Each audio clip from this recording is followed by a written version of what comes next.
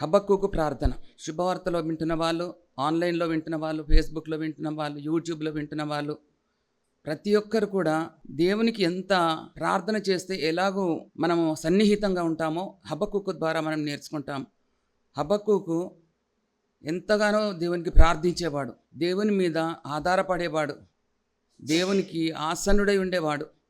హబక్కూకు అనగా హత్తుకొనివాడు, అంటే దేవుణ్ణి హత్తుకొని ఉండేవాడంట. హల్లెలూయా. దేవుని హత్తుకొని ఉండేవాడు కాబట్టి దేవుని దగ్గరికి కొన్ని ప్రశ్నల పరంపర తీసుకొని వెళ్తున్నాడు. హబక్కూకు 1వ అధ్యాయము అన్ని ప్రశ్నలు అడుగుతున్నాడు, దేవుని ప్రశ్నలు అడుగుతున్నాడు. 2వ అధ్యాయము దేవుని జవాబు కొరకు కనిపెట్టుకొని ఉంటున్నాడు. మనం ప్రార్థన చేస్తున్నాం, ప్రార్థన చేసి ఆమెన్ అనగానే పరిగెత్తిపోతున్నాం. దేవుని జవాబు కొరకు మనము వెయిట్ చేయటం లేదు. మనకు చాలా ఆత్రం. ఎందుకనంటే ప్రార్థన అయిపోయి ఆరాధన అయిపోయిందంటే ఒక్క నిమిషం కూడా ఉండరు. అసలు ఎంత పరిగెత్తిపోతారు. ప్రభు మీ ఆరాధనకు, మీ ప్రార్థనలకు, మీరు పాడిన పాటలకు జవాబు తీసుకొని వచ్చి ఇవ్వడానికనే రెడీ ఉంటాడు. కానీ మనం ఏం చేస్తున్నామనంటే అడిగినాం కదా, ఆయన ఇచ్చేది ఆయన వంతు అని చెప్పేసి వెళ్ళిపోతుంటాం. మనం ఏం చేయాలనంటే కనిపెట్టుకొని ఉండాలి. ఆయన ఇచ్చే వరకు కనిపెట్టుకొని ఉండాలి. ఆ ఇచ్చిన తర్వాత ఆ స్తుతి వేరు, ఆ ఆరాధన వేరు, ఆ సంతోషం వేరు, ఆ ఉల్లాసమే వేరు.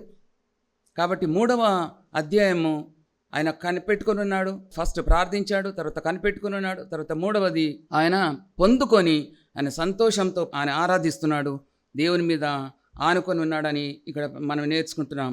చూడండి, ఇక్కడ ఎందుకు ప్రశ్నలు అడుగుతున్నాడంటే ఇశ్రాయేలీలు చెడిపోయారు, పడిపోయారు, విగ్రహారాధకులయ్యారు, దేవుని వాక్యాన్ని నిరర్థకం చేశారు. ఎందుకు ఇలాగో చెడిపోయింది, ఎందుకు ఇలాగ పడిపోయింది అని చెప్పేసి ఎంతగానో ఈ హబక్కూకు ప్రార్థిస్తున్నాడు. ఇశ్రాయేల్ దేశమే కాదు, యూదులే కాదు, ఇశ్రాయేలే కాదు, జనులందరూ కూడా పాడైపోయారు, నశించిపోయారు. అందుకని హబక్కూకు వెళ్ళి అడుగుతున్నాడు అన్నట్టు. చూడండి, 1వ అధ్యాయము 1వ వచనం. ప్రవక్త హబక్కూకు వద్దకు దర్శన రీతిగా వచ్చిన దేవోక్తి. దేవోక్తి అనగా హెబ్రీ భాషలో మాస అనగా దేవుని యొక్క భారము. ఏంటి దేవోక్తి అనగా? దేవుని నుండి వచ్చిన వాక్కు అంటే హెబ్రీ భాషలో మాస.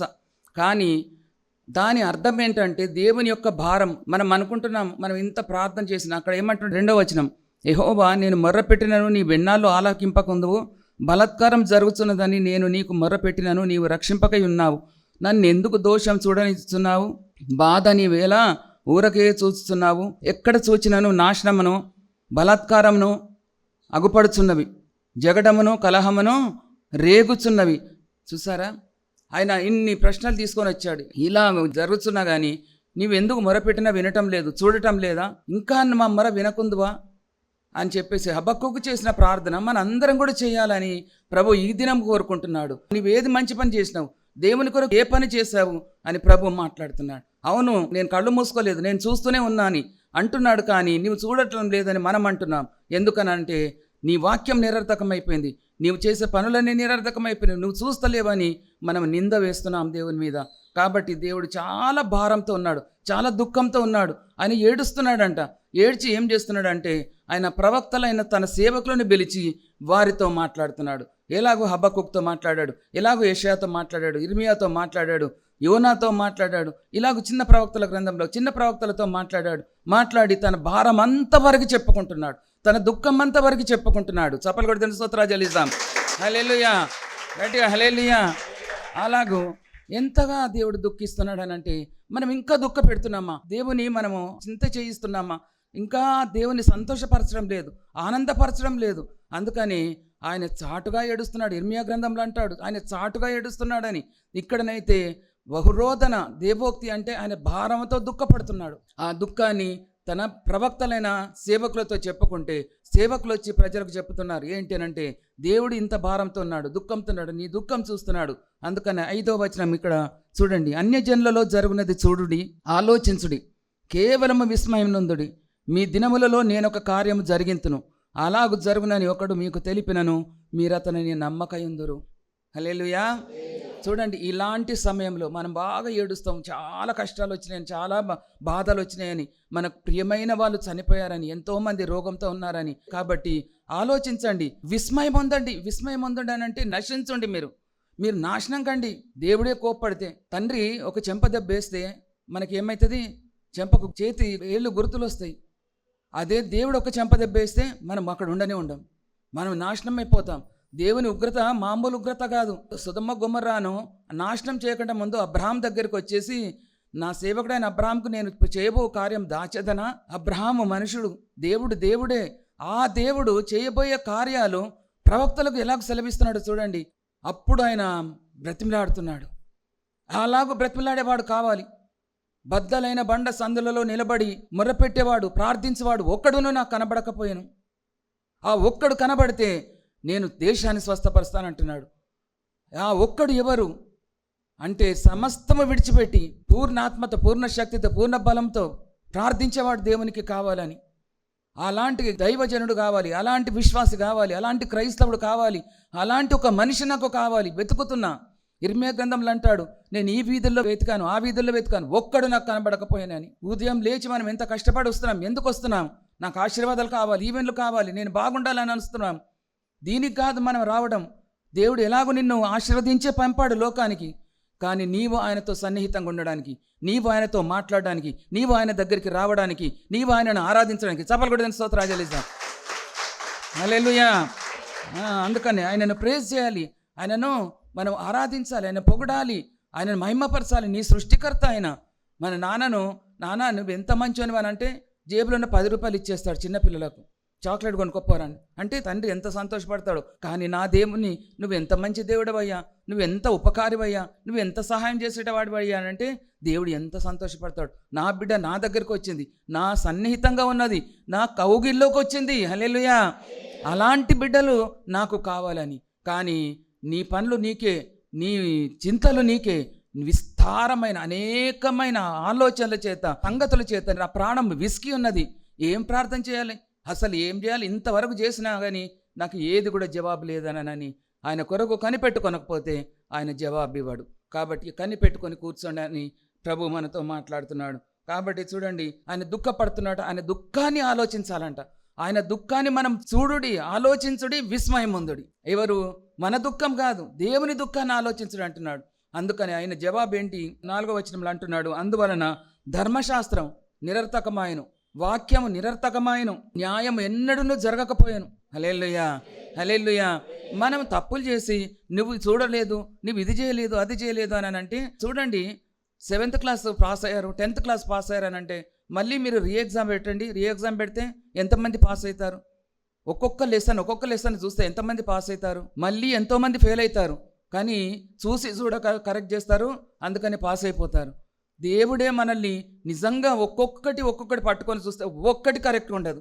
మన దృష్టికి కరెక్ట్ ఉంటుంది, కానీ దేవుని దృష్టికి కరెక్ట్ ఉండదు. ఇలాగ ప్రశ్నిస్తున్నాడు. చాలా కఠినమైన ప్రశ్నలు హబక్కుకు అడుగుతున్నాడు. ఇక్కడ న్యాయము చెడిపోతున్నది, వాక్యము నిరర్ధకం అవుతుంది. వాక్యం నిరర్ధకం అవుతుందా? వాక్యమే నిలుస్తుంది కదా. ఎన్ని లయం అయిపోయినా 1 కొరింథీ 13వ అధ్యాయం లాస్ట్లో అంటాడు, ప్రేమనే నిలుస్తుంది. ప్రేమ అనగా వాక్యమే నిలుస్తుంది. వాక్యం నిరర్ధకం అవుతుంది, కానీ ఆ వాక్యం నిరర్ధకం అవుతుంది. ఎలాగూ ప్రకటన గ్రంథంలో చూస్తే పరలోకంలో వాక్యమే ఉన్నది, ఆయన తొడ మీద వాక్యం అని రాస్తున్నది. చూడండి, అన్ని లయమైపోయినా వాక్యం లయమైపోదు. అలాంటి వాక్యాన్ని మనం నిరర్ధకం చేస్తున్నాం, మనం వ్యర్థం చేస్తున్నాం. ప్రవక్త ఏడుస్తున్నాడు, ఇప్పటి నుంచి మనం ఏడవాలి. అయ్యో ప్రభా, నీ ప్రజలు నశిస్తున్నారు, వాక్యం వినటం లేదు, లోబడటం లేదు, నమ్మటం లేదు. అందుకని 5వ వచనము దేవుడు మాట్లాడుతున్నాడు. ఏంటి అని అంటే, అన్యజనులలో జరుగునది చూడుడి, ఆలోచించుడి. అన్యజనులలో ఏం జరుగుతుంది, వాళ్ళు ఎలాగ చేస్తున్నారు, అది జరుగునది చూడండి, ఆలోచించండి. ఒక్కొక్క దాన్ని చూస్తే మనకు భయం అయిపోతుంది, ఒక్కొక్కరు చేసేది చూస్తే భీతి చెందిపోతాం మనం. అలాంటిది విస్మయమందుడి. మీ దినంలో అలాంటి సమయంలో నేను ఒక కార్యం చేస్తానని ప్రభు మాట్లాడుతున్నాడు. హల్లెలూయా. నా దేవుడే వచ్చేసి ఇంకా నీ కష్టాలన్నీ తీరిపోయినాయి, ఇదిగో నేను ఒక కార్యం చేస్తానని అంటే ఇంకా నాకేమొద్దు ప్రభు, నన్ను తీసేసుకో అంట.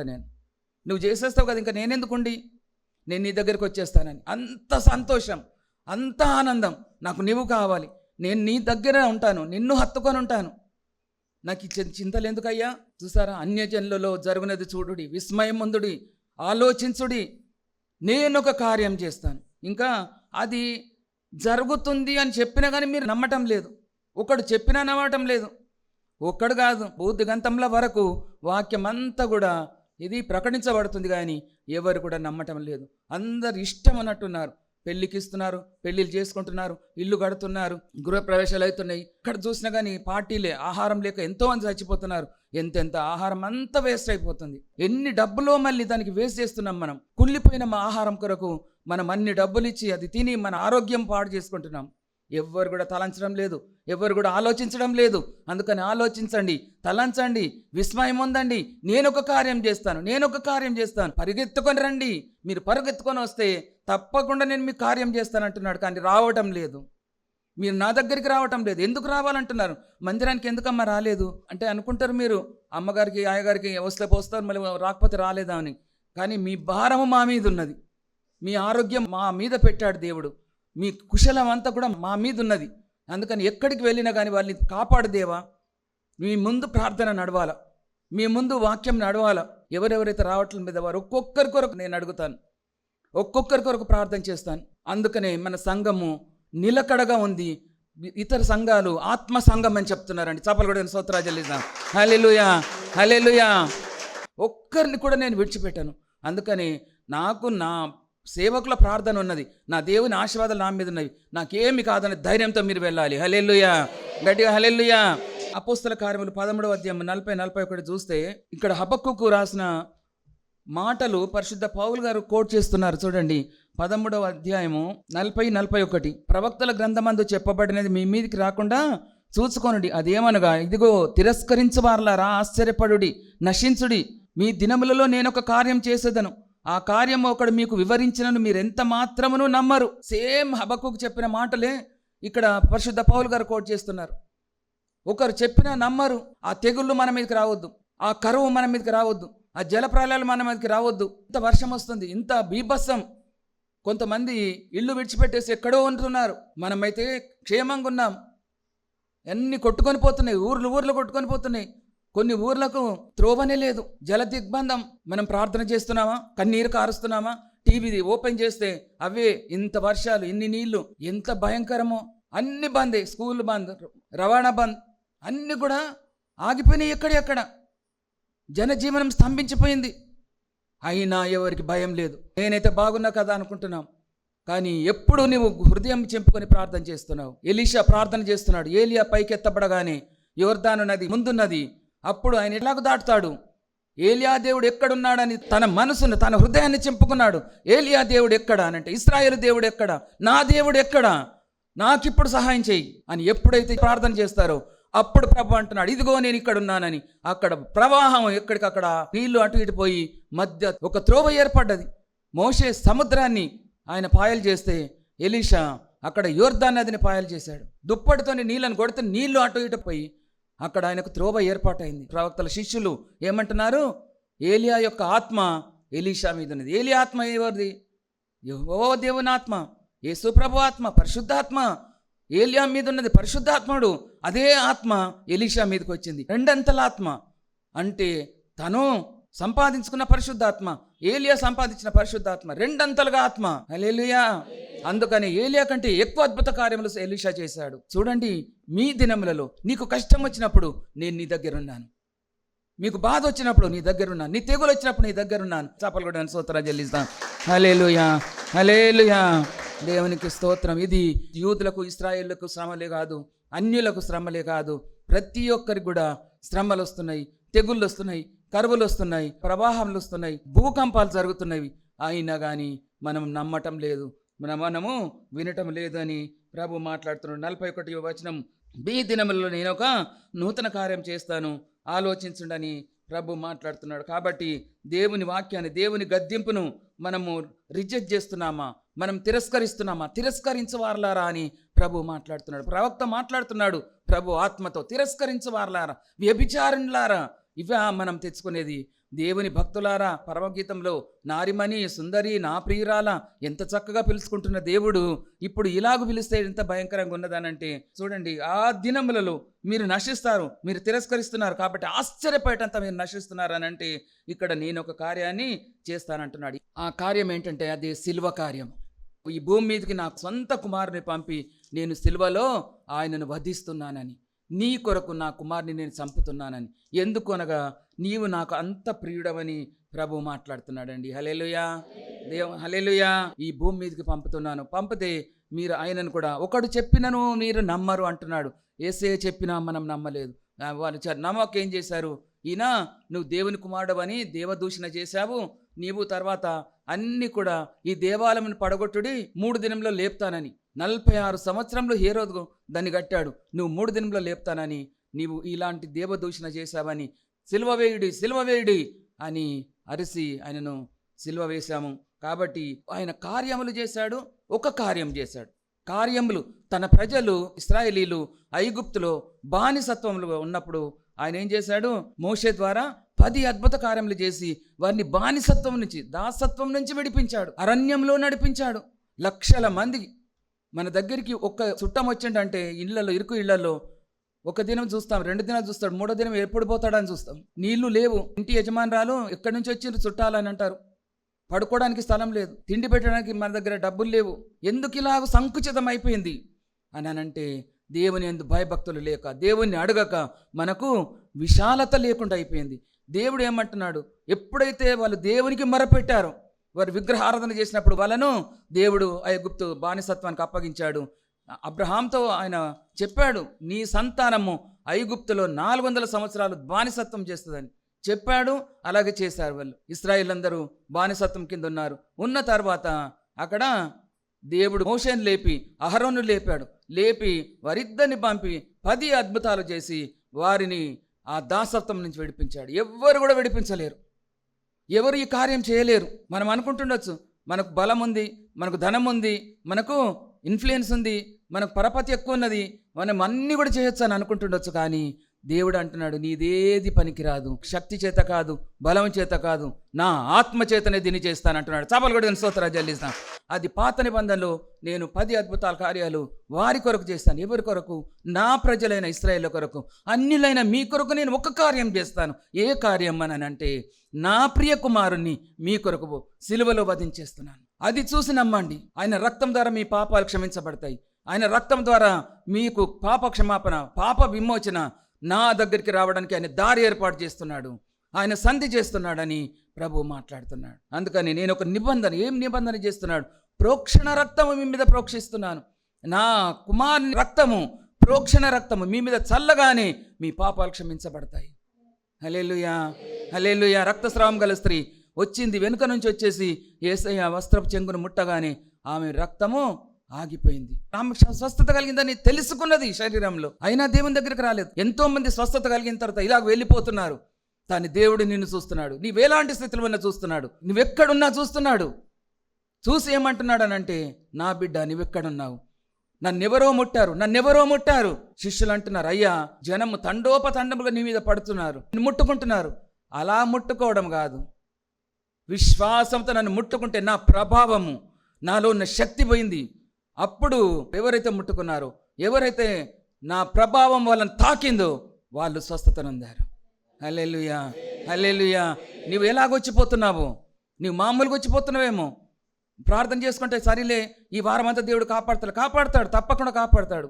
కానీ నీకు నిత్య జీవం ఇచ్చే దేవుడు యెహోవా ఈరే, యెహోవా రాఫా, యెహోవా షమ్మా, యెహోవా షాలోమ్, యెహోవా నిస్సి, ఇవన్నీ ప్రక్కకండి. యెహోవా షాలోమ్ అంటే సమాధానం ఇస్తాడు, యెహోవా నిస్సి అంటే యెహోవా ధ్వజం, యెహోవా ఎల్షడ్డాయ్ అని అంటే ఆయన సర్వశక్తి కలిగిన దేవుడు, యెహోవా రాఫా అంటే నీకు స్వస్థతనిచ్చే దేవుడు, యెహోవా ఈరే నిన్ను చూస్తున్న దేవుడు. ఇవన్నీ కాదు నాకు, అవన్నీ కరెక్టే, అవన్నీ ప్రక్కకు పెట్టు. నాకు నిత్య జీవం ఇచ్చే దేవుడు, నేను నిరంతరం దేవుని సన్నిధిలో ఉండేవాని, ఆ భాగ్యం ఇస్తున్నాడు మనకు.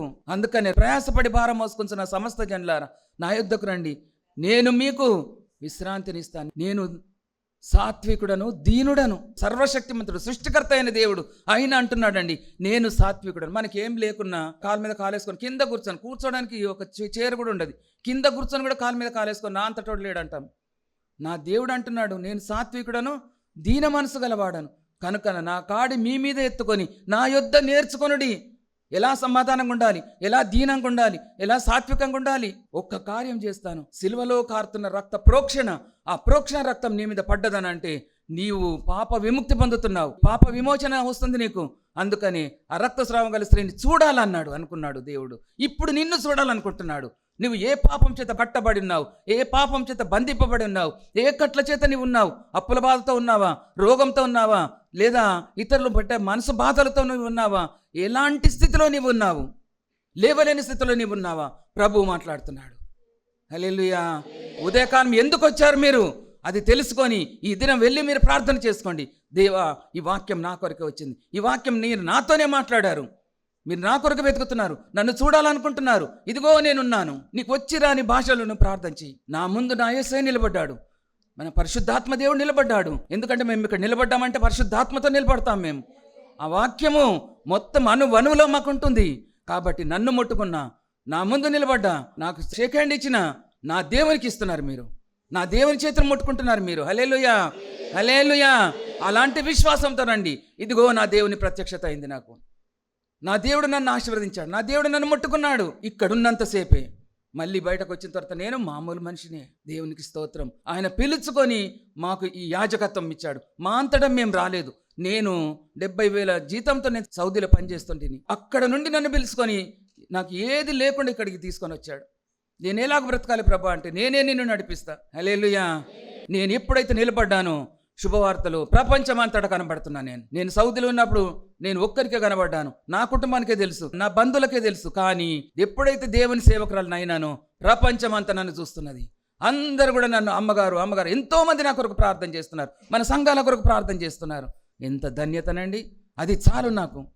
నేను ఎప్పుడు కళ్ళు మూసుకుంటే నిద్రపోయేటప్పుడు అంటాను, ప్రభా నువ్వు తీసుకుంటే నీ దగ్గరికి తీసుకో, ఉంటే రేపు నీ సేవ చేయించుకో. హల్లెలూయా. అందుకని ఈ మాటలను చెప్పుమని చూడండి, కింద అపోస్తల కార్యములు 13వ అధ్యాయము 41, ఆ కార్యము ఒకడు మీకు వివరించినను మీరెంత మాత్రమును నమ్మరు. యూదులు నమ్మలేదు.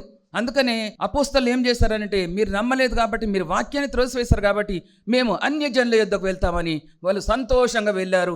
అన్యజనులు సంతోషంగా ఒప్పుకున్నారు. అన్యులందరికీ రక్షణ వచ్చేసింది. ఇక్కడ 42వ వచనంలో అంటారు, వారు సమాజ మందిరంలో నుండి వెళ్ళుచుండగా ఈ మాటలను మరుసటి విశ్రాంతి దినమున తమతో చెప్పవలసిందిగా జనులు వేడుకొనిరి. హల్లెలూయా.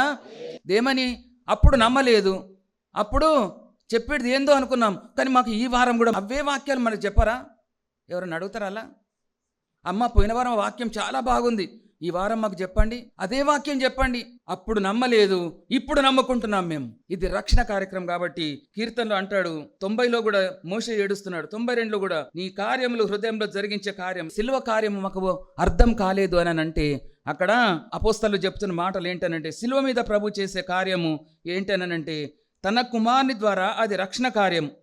మొదటి స్టెప్. రెండవ స్టెప్ ఏంటనంటే దేవుని కార్యము హృదయంలో జరిగిందా? నా కొరకు ఆయన చనిపోయాడని మీ హృదయంలో కార్యం జరిగిందా? విశ్వసిస్తున్నావా? నువ్వు నమ్ముతున్నావా?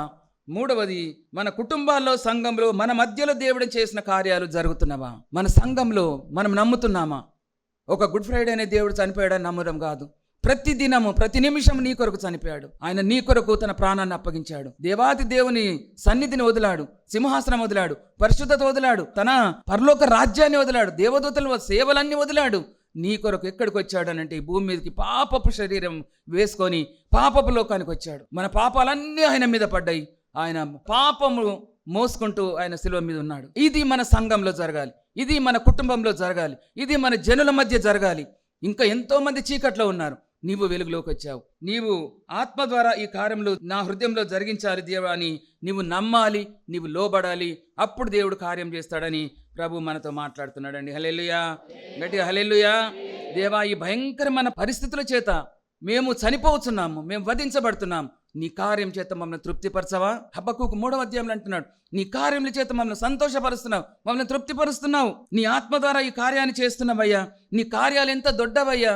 నీ ప్రజలందరి ఎదుట ఎవ్వరూ ఎప్పుడూ ఎక్కడ చేయని కార్యాలు మా ముందు చేసి నీవు మహిమ పొందుతున్నావని ఆయన సంతోషపడి ఆనందపడి ఆయన అద్భుత కార్యాల కొరకు ప్రవక్త అయిన హబక్కూకు ఆయనను ఆరాధిస్తున్నాడు, ఆయనను మహిమపరుస్తున్నాడు. జయకరమైన కార్యం జరిగితే నీవు దేవుని స్తుతిస్తున్నావా? నువ్వు పరిగెత్తి మీ అమ్మనాయనలకు, మీ భర్తకు, మీ పిల్లలకు, నీ ఫ్రెండ్స్కు చెప్పుతున్నావా? అది ప్రభు మాట్లాడుతున్నాడు ఇక్కడ. హల్లెలూయా. ఈ రోజుల్లో తెగుళ్ళు, రోగాలు, భయంకరమైన బాధలు, క్రమశిక్షణ లేకుండా వస్తుంది కాబట్టి ఈ భయంకరమైన రోగాలు, తెగుళ్ళు వస్తున్నాయి. లోకానికి తీర్పు జరుగుతుంది, కానీ రక్షణ తీసుకున్న బిడ్డలు తీర్పులో ఉండరు. నీకు నాకు ఈ రోగాలు వస్తున్నాయి, ఈ తెగుళ్ళు వస్తున్నాయి, ఈ బాధలు వస్తున్నాయి. ఎందుకంటే దేవుడు శిక్షించి నిన్ను పరలోకానికి తీసుకొని వెళ్తున్నాడు. హల్లెలూయా. తండ్రి శిక్షించిన కుమారుడు జ్ఞానం గలవాడగును. తండ్రి శిక్షిస్తాడు. పెత్తము వాడని కుమారుడు వాడు మూర్ఖుడవుతాడు. తండ్రి శిక్షించి మంచి మార్గంలో నడిపిస్తాడు. అందుకని మనకి ఈ బాధలు వచ్చినాయి ఎందుకనంటే మనము ఆయన త్రోవలోకి రావాలని. ఎప్పుడైతే నీకు కష్టం వస్తుందో అప్పుడు ప్రార్థన కూర్చుంటావు. ఎప్పుడైతే నీకు సుఖం వస్తుందో నువ్వు హోటల్కి వెళ్తావు, నీ ఫ్రెండ్స్ని తీసుకొని వెళ్తావు. అంతేనా? అది ఎందుకు? దేవుడు నీకు లేడు. ఎప్పుడైతే కష్టం వచ్చిందో అయ్యో దేవా ఎందుకు నాకు ఇట్లా కష్టం వచ్చిందని కూర్చుంటావు. అందుకనే నీకు శిక్ష పెడుతున్నాడు దేవుడు. శిక్ష పెట్టి, తెగుళ్ళు పెట్టి, రోగాలు రప్పించి తన యొద్దకు రప్పించుకుంటున్నాడు. ఎందుకంటే నా బిడ్డలు చెడిపోకూడదు, పడిపోకూడదు, ఎక్కడికి వెళ్ళకూడదు. నా బిడ్డలు నా దగ్గరనే ఉండాలి. హల్లెలూయా. యుగాలు నా దగ్గర ఉండాలి. దేవదూతలు కాదు నాకు కావాల్సింది, మనుషులు కావాలంటున్నాడండి. చకచక మెరుస్తున్నారు, వాళ్ళు ఎగురుతూ దివారాత్రులు వాళ్ళు ఆరాధిస్తున్నారు, కానీ వాళ్ళను కేర్ చేయటం లేదు. నీ కొరకు వస్తున్నాడు దేవుడు, నీ కొరకు ప్రాణం పెట్టాడు దేవుడు, నిన్ను తనతో తీసుకొని వెళ్ళడానికి. మానవులను దేవుడు అంతగా ప్రేమిస్తున్నాడు. అందుకనే దేవుడు లోకంను ఎంతో ప్రేమించాను. దేవదూతలు ఎంతో ప్రేమించాను.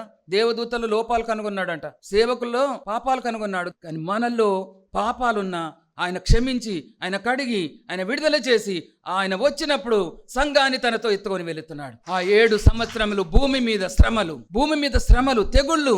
ఒక్కొక్క మిడత కుడితేనంట తేలు కంటే పాము కంటే ఎక్కువ బాధ ఉంటుందంట. అవి మనకొద్దు. మరణము రానే రాదు, తప్పకుండా నువ్వు అవి అనుభవించాలి. అది అనుభవించాలనంటే నీ సుఖము, నీ సంతోషం అంతా ప్రక్కకు పెట్టి నువ్వెక్కడ ఉండాలనంటే నీవు దేవుని దగ్గరికి రా. కష్టం వచ్చిందని దేవుని తిట్టకు. కష్టం వచ్చిందని ఆ దేవుని గుళ్ళ మనవయ్య ఇలాంటి మాటలు మాట్లాడకండి. కష్టం వచ్చినప్పుడు ఆయన నిన్ను రమ్మని పిలుస్తున్నాడు, హత్తుకోవడానికి పిలుస్తున్నాడు, నిన్ను ఎత్తుకుంటానని పిలుస్తున్నాడు. మూతిమి వచ్చే వరకు నిన్ను ఎత్తుకొని వాడను నేనే, సంక పెట్టుకొని వాడను నేనే అంటున్నాడు. తల్లి కంటే తండ్రి కంటే ప్రేమించే దేవుడు. అలాంటి దేవుడు మనకున్నాడు. కాబట్టి హబక్కుకు ప్రార్థన చేసినట్టు మొదట ప్రశ్నలు అడగాలంటే ఆయనను ప్రార్థించాలి.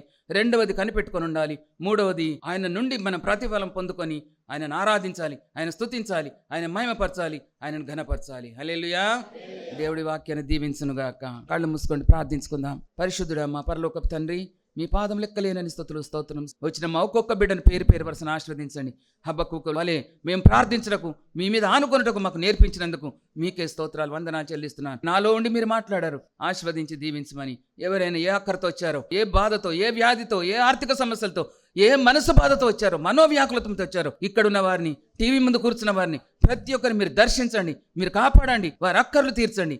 మహిమా ఘనతా ప్రభావాలు మీరే పొందుకోమని ఆశీర్వదించి దీవించమని యేసు నామములో వేడుకొంచుంటున్నాను తండ్రి. ఆమేన్.